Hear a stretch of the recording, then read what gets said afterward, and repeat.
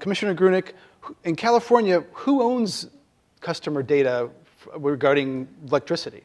The customer. It's actually quite clear that at the Public Utilities Commission, we issued a decision in December 2009, so just about a year ago, that set a very clear policy. The customer does own the data, and that they are entitled to provide access to that information to third parties that they authorize. And this is actually looked at nationally because there are not that many state commissions that have said clearly this is the policy.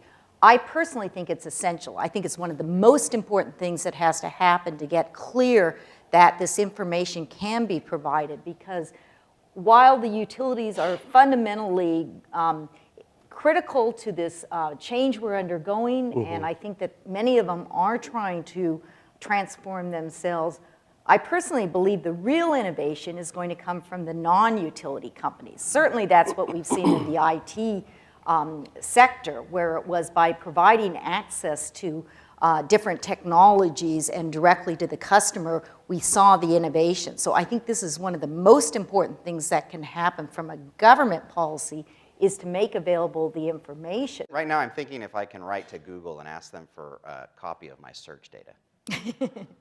I would say I would agree with Diane in that I think a lot of the innovation that we're going to see is external to the utility. We're going to see a lot of players come in that are going to basically disambiguate the utility, take on some of the value, and that can only really get enabled through the data becoming available to them. But I also think there are going to be increasing tools that aren't going to be in the utility's hands that will make data more available. So I think that we'll start to see, as we start to see new devices, new tools in the home, maybe the utility won't even be involved.